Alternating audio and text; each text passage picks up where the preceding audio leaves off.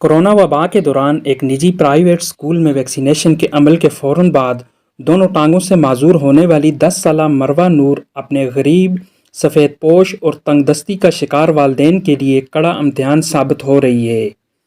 بالاکوٹ کے حلقہ بسیاں کے رہائشی آصف نامی شخص کی 10 سالہ مروہ نور کو بسیاں کے ایک نجی اسکول میں کورونا ویکسینیشن عمل کے دوران تقریباً 1.5 سال قبل انجیکشن لگایا گیا تھا۔ مبینہ طور پر انجیکشن لگانے کے بعد سے آہستہ آہستہ مروہ نور معذور ہوتی گئی اور اب چلنے پھرنے سے مکمل طور پر محروم ہو گئی ہے۔ مروہ نور کی تعلیم بھی متاثر ہو چکی ہے۔ انجیکشن لگے پھر اس کو بعد آئی ہے پھر نالی کا جاری گیا 1.5 سال ہو گئے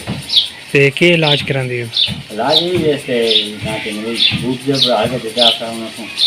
لنگی شوئیں بندے رہے ورزش کر رہے سے ٹھیک رہے تھے بیسیاں کا رہنا والا گالی ہے جی میں وہ غریب آدمی ہے دیال لانا والا آدمی ہے قروب اور قروب نہیں بھی دیال لگ گئی تو ظاہر ہے کہ وہ نال پیمپر خرچہ نال اور سارا گیا تھے نہ میں مزدوری جو کرے ہیں نہ کوئی عورت رنگ تو سکول والے سن کوئی کسا سن پہلے تک نہیں پوچھا پا لیا بھائی یہ مسئلہ ہی ہے کہ کوئی علاج کا یا کوئی عورت بالا کا کچھ بھی نہیں کرنا کو یہاں آئے پہلے جڑے آئے نا وہ دیکھ کر پھر موڑ کر گچ رہا تھا وہ بھی آئے دھمکیاں دینا 1.5 لاکھ تو 1.5 سال تو علاج کرا رہے ہیں 1.5-2 لاکھ روپے لا رہی ہیں منتر تک گئی ہفتے بعد گیا اس تک بھی علاج نہیں ہو گیا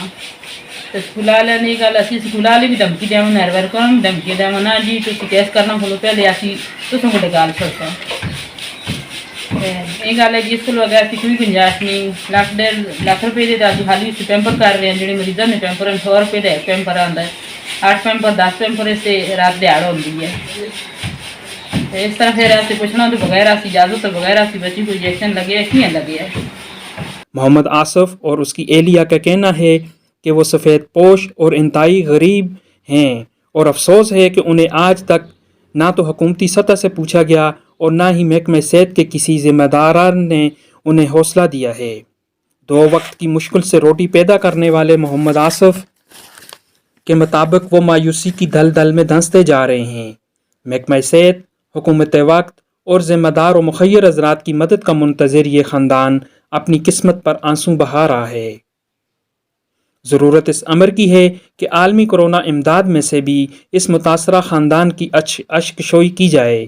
راشد علی راشد، بسیاں، بالاکوٹ۔